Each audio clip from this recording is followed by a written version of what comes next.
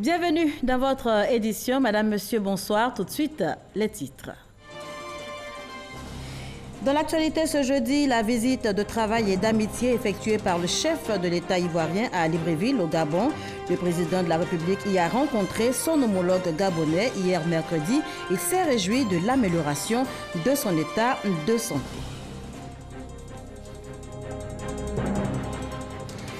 L'administrateur du groupe Afrique 2 de la Banque mondiale au palais présidentiel ce jeudi.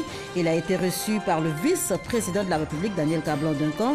Sujet évoqué, l'appui de l'institution au développement de la Côte d'Ivoire.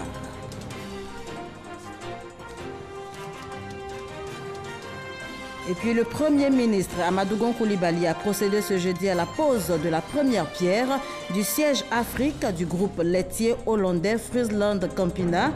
Le groupe a décidé de s'installer à Abidjan, précisément à la zone industrielle de Yopougon.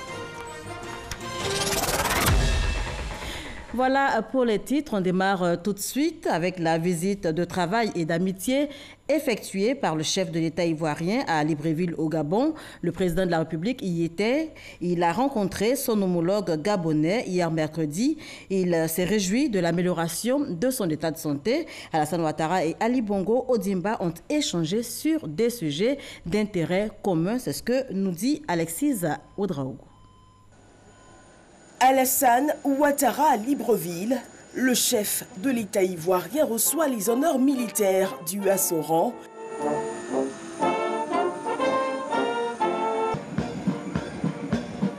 Avant de saluer ces Ivoiriens venus nombreux l'accueillir.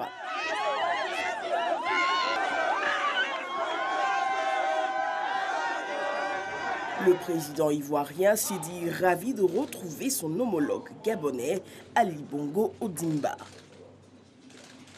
Je suis un homme content. Vous connaissez les liens entre la Côte d'Ivoire et le Gabon, les liens personnels que j'ai avec le président Ali Bongo, et voir qu'il a bien récupéré, qu'il est en forme, est un bonheur. Je suis particulièrement heureux des moments que nous venons de passer ensemble. Je lui ai dit que nous sommes rassurés et que nous avions été inquiets, bien évidemment, mais j'ai trouvé que le président a bien récupéré, est en bonne forme. Les deux chefs d'État ont échangé sur le renforcement de la coopération bilatérale et multisectorielle entre Libreville et Abidjan, mais également sur des sujets d'intérêt commun liés entre autres aux questions de paix, de sécurité et de développement des sous-régions Afrique centrale et Afrique de l'Ouest. Nous avons parlé de la situation non seulement au plan bilatéral entre le Gabon et la Côte d'Ivoire, la situation aussi entre les deux zones, l'Afrique centrale et l'Afrique de l'Ouest, par exemple les questions monétaires qui sont importantes aujourd'hui et que lui et moi avons souvent évoquées. Nous avons parlé de la paix sur le continent, nos inquiétudes quant à l'évolution en Libye, en Algérie, au Soudan. Et nous avons considéré que l'Union africaine doit continuer son implication pour apporter des solutions africaines à tous ces pays qui connaissent des conflits. Aujourd'hui, la coopération est très forte au niveau monétaire puisque nous sommes dans la même zone. Bien évidemment, le Gabon est surtout producteur de pétrole et nous sommes un pays essentiellement agricole, mais nous avons des perspectives de coopération et de renforcement de la coopération entre les deux pays. Le président ivoirien, qui promet revenir à Libreville, n'a pas manqué d'inviter Ali Bongo Ondimba en Côte d'Ivoire. Le chef de l'État qui est donc rentré hier soir à Abidjan. L'administrateur du groupe Afrique 2 de la Banque mondiale a reçu en audience au palais présidentiel ce jeudi. Il a été reçu par le vice-président de la République, Daniel Kablan-Duncan. Sujet évoqué par les deux personnalités, l'appui de l'institution au développement de la Côte d'Ivoire. Viviane Aïma. Dans le cadre de la coopération Banque mondiale Côte d'Ivoire, l'administrateur de la zone Afrique 2, Jean-Claude Tchatchouang, est en séjour de travail à Abidjan ce jeudi 16 mai. La zone Afrique 2, le portefeuille pays dont il a la charge à la Banque mondiale, comprend 23 pays de la CEMAC et de la CEDEAO, au nombre desquels la Côte d'Ivoire. Reçu au palais présidentiel, il a échangé avec le vice-président de la République, Daniel Kablan-Duncan, sur plusieurs questions se rapportant à la coopération avec la Banque mondiale.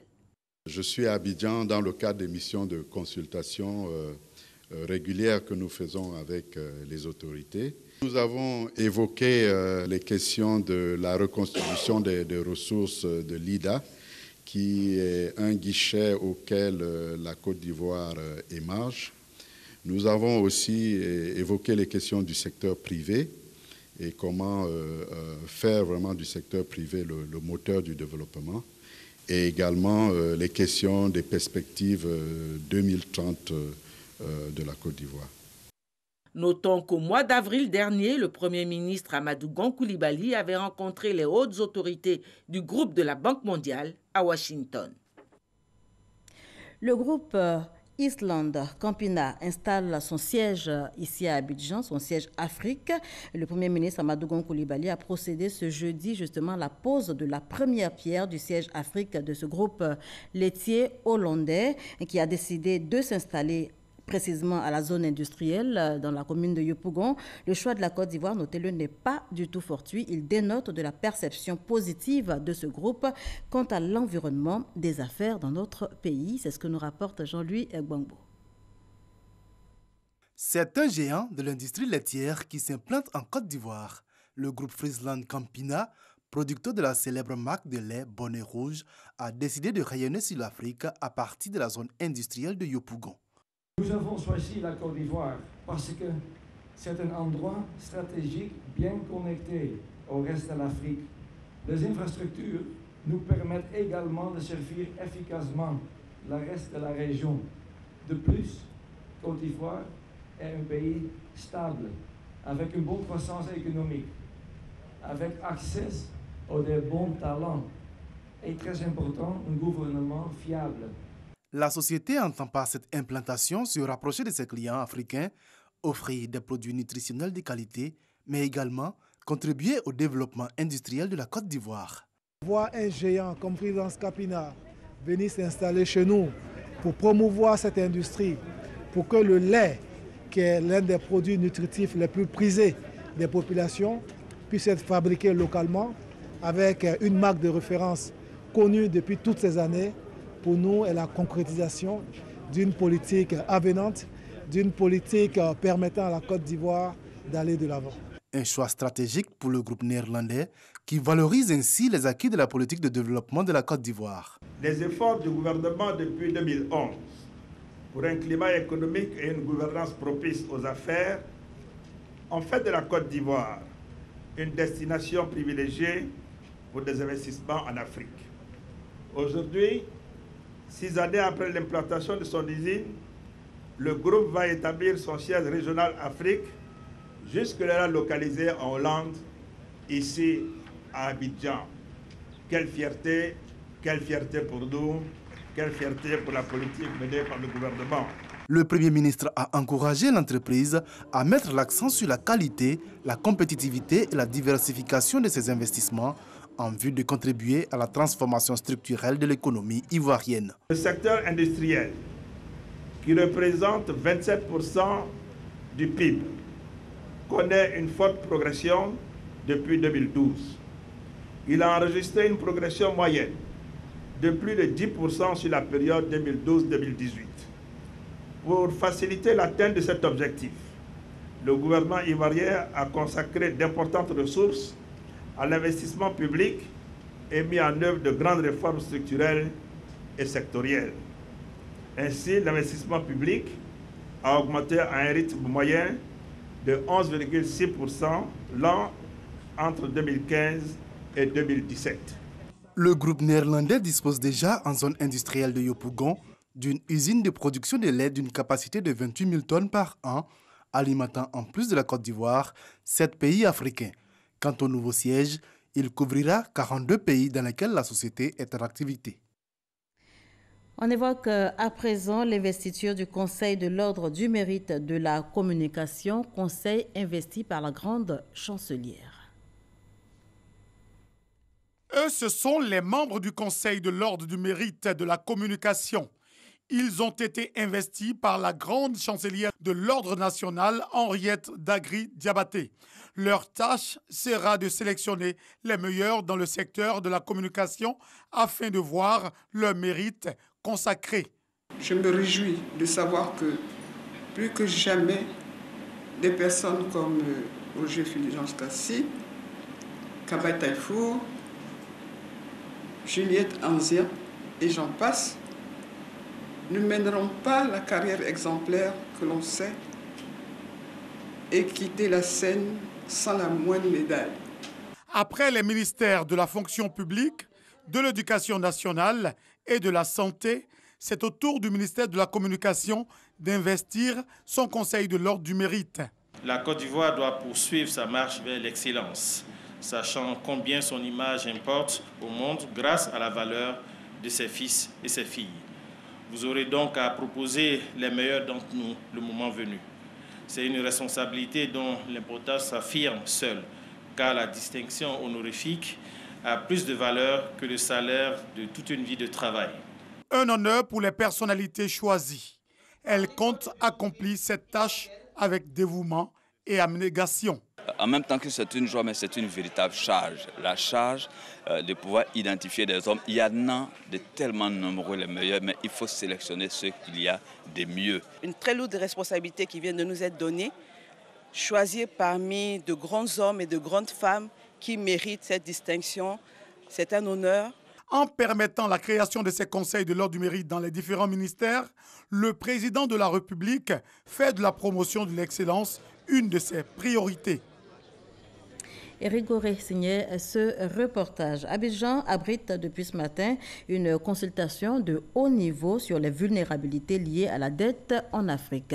C'est une rencontre qui est à mettre à l'initiative de la Banque africaine de développement en collaboration avec la Banque mondiale. On en parle avec Cheikh Kone. Selon la Banque mondiale, en 2018, 17 pays africains, soit un tiers du continent, étaient exposés à un risque élevé de surendettement contre 6 pays en 2015.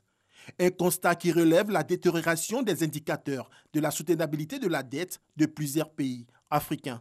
Cette rencontre de haut niveau a pour but d'offrir aux économies africaines une tribune pour exprimer leurs préoccupations sur leur niveau d'endettement. Je salue l'initiative de cette réunion de haut niveau qui offre l'opportunité aux représentants des pays contributeurs et emprunteurs des ressources IDA et FAD d'approfondir le dialogue avec toutes les parties prenantes sur les défis de la maîtrise de la dette publique dans nos pays.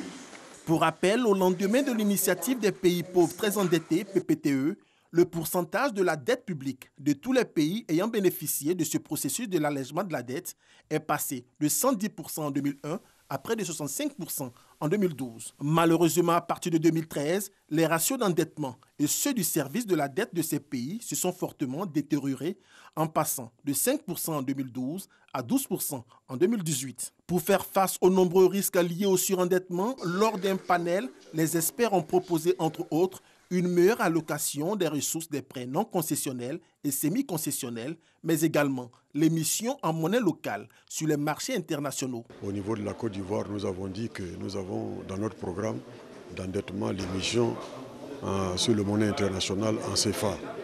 Alors nous avons demandé à la banque qu'elle essaie donc de réfléchir à des mécanismes pour pouvoir soutenir cette émission-là, pour permettre donc aux conditions d'être les meilleures pour nos États.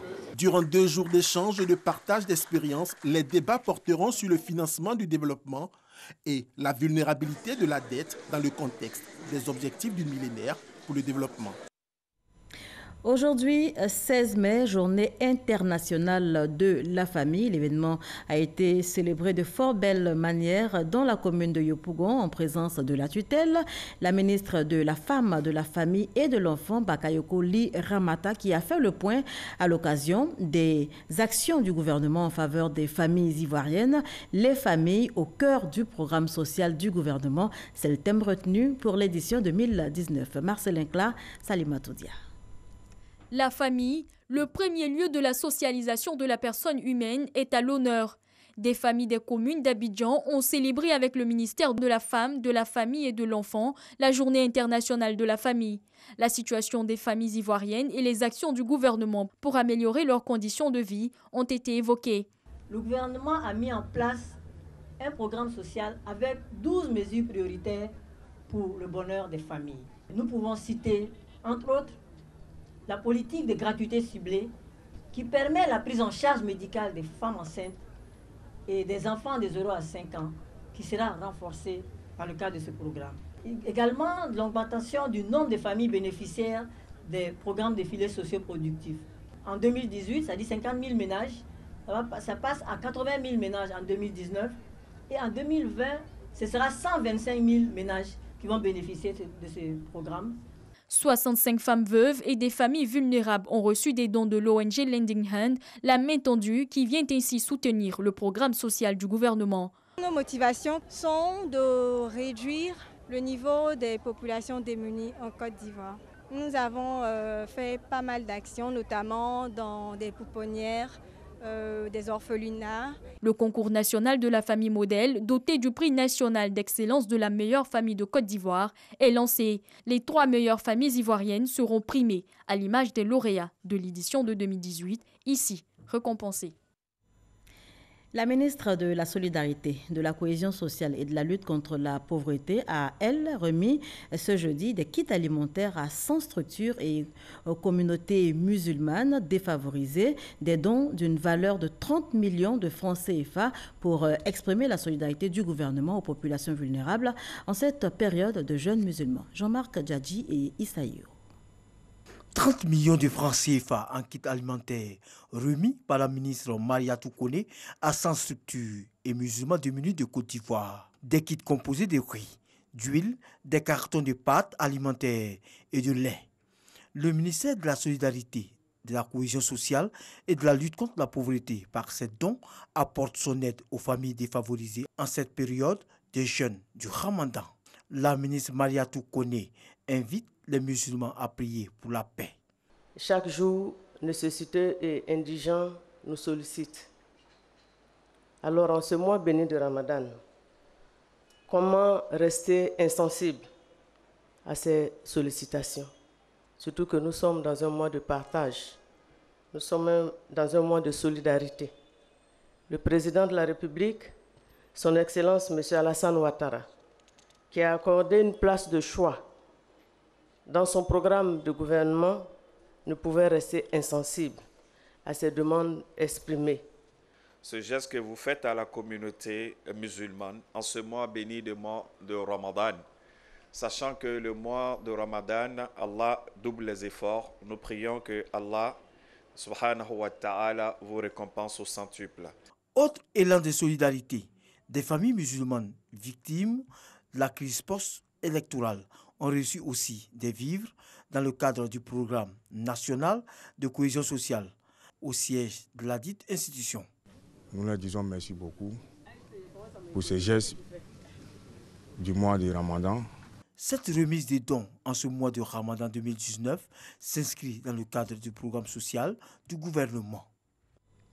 La ville de Béoumi, dans la région de Béké, a connu une journée mouvementée hier mercredi, jour de marché de la localité. Tout est parti d'une altercation entre 2 conducteurs de taxi-moto et Baka. Les dégâts enregistrés sont importants. Les autorités locales et les responsables des communautés en conflit appellent au calme. Le récit de Soro Corona. Impossible d'entrer et de sortir de la ville de Béoumi hier mercredi 15 mai. Jour du marché hebdomadaire de la localité. Les voies d'accès de la ville barricadées. Tout est parti d'une altercation entre un propriétaire du moto-taxi et d'un conducteur de minicar. Les faits. On m'a appelé qu'il y a palabre au marché entre les apprentis et les moto-taxis. Donc je voulais me rendre là-bas au commissariat pour aller voir ce qui s'est passé. En allant, j'ai croisé avec le commissaire. Il m'a dit non, maintenant il fallait qu'il y ait palabre, ça allergie maintenant. Donc viens, on va partir, on va essayer de calmer. C'est les taxis moto, une histoire de gare. Les gens discutaient la gare. c'est notre gare, c'est pas votre gare, etc. C'est sur ça, les palabres sont venues. Les affrontements entre ces deux corporations ont duré toute la journée. Bilan, plusieurs blessés à l'hôpital général de Béoumi, dont les cas graves, évacués au centre hospitalier universitaire du Boaké et d'importants dégâts matériels. Matin, je ne sais pas ce qui s'est passé réellement, mais je suis dans le marché, ils sont venus m'appeler qu'il y a eu par là. On n'est qu'à ramasser les trucs pour aller à la maison. On est parti, voilà, ils ont brûlé le dépôt qui est ici, là. C'est ma petite soeur qui est dedans, ils ont brûlé. Moi, mon magasin est dans le marché, je ne sais pas s'ils ont brûlé encore. Heureusement, pas de pertes en vie humaine. Les autorités administratives, politiques et coutumières appellent les jeunes au calme. Ce que je vais dire à mes enfants, ils n'ont qu'à se calmer. Là, on ne peut pas ranger. Tout le monde n'a qu'à laisser palabre. Les vieux vont se retrouver avec les autorités. Ou bien on va ranger.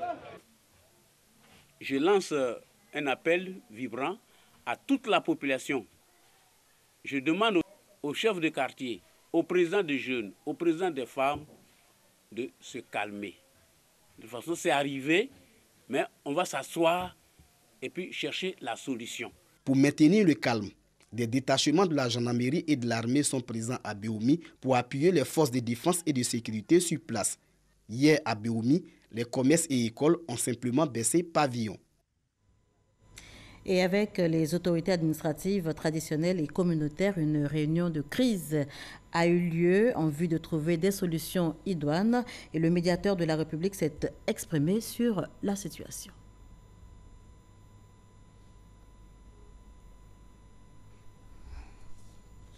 Voilà, je vous l'annonçais tantôt avec la réalisation. Nous allons certainement y arriver. Le médiateur de la République, je vous le disais, s'est exprimé sur la situation à Béoumi. Je vous propose d'écouter son extrait si cela est possible. Sinon, on poursuit ce journal avec les violences intercommunautaires et interethniques qui, depuis quelques années maintenant, affectent la cohésion sociale en Côte d'Ivoire. Le gouvernement multiplie les actions pour apaiser les foyers de tension à travers donc des missions de sensibilisation sur le terrain. Les populations sont appelées à prendre en compte l'intérêt supérieur de la nation. Le conflit intercommunautaire, quelle solution de prévention? C'est le dossier politique proposé ce soir par Alexis Ouedraogo.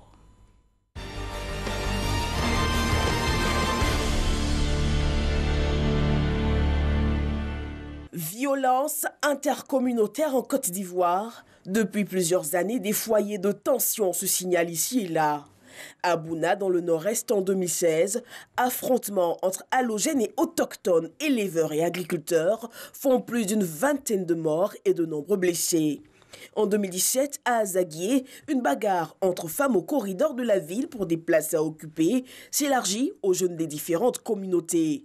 Un conflit foncier dégénère en affrontement. Au bilan, 2 morts et des blessés graves, parmi lesquels le député d'Azaguié. Depuis ce début de semaine à Béoumi, un accident entre conducteurs de taxi-moto et chauffeurs pique-nique s'est mué en affrontement intercommunautaire. Dès les premières heures, police et gendarmerie sont dépêchés sur le terrain. Pour plusieurs, difficile de comprendre ces violences. On dit que la politique, mais ce n'est pas la politique. Ça, c'est entre eux-mêmes, vraiment, le règlement de compte et puis, bon, manque de tu vois, c'est un peu truc, quoi. Donc, je pense que les gens ne devaient pas se faire justice. Au cas où il y a un conflit, je dirais, communautaire, s'il y a un conflit au sein d'une communauté, il ne faudrait pas que les gens se fassent eux-mêmes justice.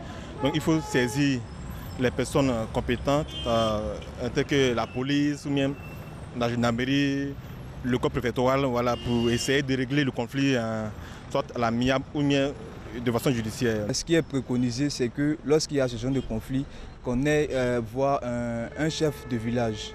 Maintenant, le chef de village, là, il essaie de réunir les deux parties belligérants, les deux parties en conflit, pour essayer de savoir d'abord quel est le problème qui se trouve entre ces deux personnes-là.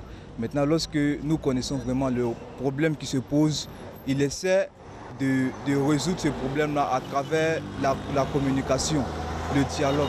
Parce que franchement, sans le dialogue, on ne peut pas résoudre ce problème-là. C'est tous la même chose, donc ça se règle, et puis ça se pardonne, et puis c'est fini.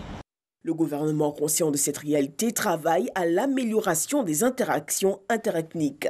Ne fassons pas les efforts qui ont été fournis entre 2011 et 2019. On a eu des routes, on a eu des ponts. On a construit même l'être humain parce que, comme je vous l'ai dit, on ne se parlait pas. Maintenant, on se parle. On va à des funérailles, on va en boîte, on est tous ensemble. On est tous ensemble. Au marché, on est tous ensemble. Si nous avons pu traduire la cohésion sociale dans les mots, que cette cohésion sociale est passée dans les actes, dans le comportement, faisons en sorte, quand on parle de la paix doit être visible dans nos comportements. Mariatou Koné appelle à la responsabilité de chacun et à la tolérance. Nous assistons à l'incivisme. La moindre colère, la moindre douleur, le moindre sentiment d'inégalité, on va casser, on va brûler. Et après, on est les premiers à se plaindre. On a cassé la mairie, mais je n'ai pas d'extrait de naissance. On a brûlé la gendarmerie, je ne me sens pas en sécurité, etc., etc. Au nombre des initiatives pour éviter que ces conflits s'enflamment, le gouvernement ivoirien met sur pied dans les localités des maisons du vivre ensemble pour que les conflits soient éteints dès les premiers signes de tension. Voilà, conflit intercommunautaire, quelle solution de prévention? Le dossier politique était proposé par Alexis Ouedraogo. Et justement, avant ce dossier, je vous le disais, journée mouvementée hier mercredi à Béoumi, le médiateur de la République s'est exprimé sur le sujet. Je vous propose à présent de l'écouter. La ville de Béoumi a connu dans la journée du mercredi 15 mai 2019 de violents affrontements faisant plusieurs blessés et d'importants dégâts matériels et de biens publics. Le médiateur de la République note que ces affrontements sont de nature à fragiliser la cohésion sociale et le vivre ensemble entre les communautés. Le médiateur de la République encourage les chefs traditionnels, les guides religieux et les chefs des communautés à amplifier les messages de paix, de concorde et de fraternité entre les communautés. Le médiateur de la République a pris la décision de dépêcher à Béoumi une délégation à l'effet d'écouter et de sensibiliser toutes les parties prenantes à la nécessité de la cohabitation pacifique et harmonieuse entre les communautés. Une cellule de veille composée des autorités administratives, coutumières et de la société civile sera mise en place pour prévenir la récurrence de ces incidents malheureux. La réaction du médiateur de la République, lu par Didier Nguessan. On parle politique. Les populations élues et cadres des régions de Guémon et du Cavali se sont retrouvés ce jeudi au plateau, au district. Au cours de cette rencontre, il a été question de faire l'analyse de la situation socio-politique en Côte d'Ivoire. Et c'est avec Ahmed Traoré et Alvor Assa qu'on fait le point. Les populations des régions du Guémon et du Cavali veulent contribuer au renforcement de la cohésion sociale. Pour joindre l'acte à la parole, les cadres et les élus de ces régions se sont réunis et ont demandé aux populations de tirer un trait sur les événements qu'a connus cette partie du pays en prônant le développement. Nos populations ont plutôt besoin d'écoles pour leurs enfants, d'hôpitaux pour leurs soins de santé, d'induction d'eau et d'électricité dans leur village, de routes, d'emplois pour lutter contre le chômage de leurs jeunes gens. Et le gouvernement actuel est sur la bonne voie avec de nombreux projets d'envergure pour nos deux régions. Anne-Désirée Ouloto, présidente du Conseil régional du Cavali, a rappelé à l'Assemblée la longue marche du peuple oué vers la paix et l'épanouissement. Je souhaite que les interprétations aillent dans le sens de la cohésion et de la paix, et non dans le sens de la révolte, dans le sens de la division, dans le sens de la fracture sociale. Nous devons continuer d'exhorter notre jeunesse à se détourner définitivement de la violence. Le temps de la paix dans le Cavali a sonné, chers frères et sœurs. Le temps des réjouissances également a sonné. Les élus et les cadres des régions du Guémon et du Cavali s'engagent à entreprendre des missions d'explication et de pacification de leur région auprès des populations. Et on change complètement de sujet pour parler sport à présent. La sélection féminine de Côte d'Ivoire jouera la finale de l'UFOAB des dames. Les éléphantes ont pris le dessus sur l'équipe nationale du Mali sur un score de 2-1. C'était au stade Robert Champrou de Marcory. Les temps forts avec Diabaté Mouyabi et Samuel Metch. Match plutôt difficile pour les éléphantes qui ont frôlé le pire puisque menées à la mi-temps par les Maliennes, 1-0. Un but signé Bassira Touré. Le salut des protégés de Clémentine Touré va venir d'une des baroudeuses de la sélection, Coco Ange Nguessan. Elle frappe là où ça fait mal. 1-1 à la 75e minute. Puis 6 minutes plus tard, Diakité Mariam offre aux éléphantes le ticket de la finale. Emmanuelle Jessica a été désignée meilleure joueuse de la rencontre pour le travail inlassable opéré dans le milieu de terrain. La Côte d'Ivoire peut donc rêver d'un sacre le samedi 18 mai au stade Robert Champroux devant un public désormais confiant. Et on termine avec cette information. Au Bénin, ils sont officiellement en poste. Ils ont pris fonction ce jeudi matin. L'installation des 83 députés élus le 28 avril s'est passée sous haute surveillance dans la capitale béninoise, dans un contexte tendu. Voilà qui met un terme à ce journal. Merci de l'avoir suivi. On se retrouve demain, même heure.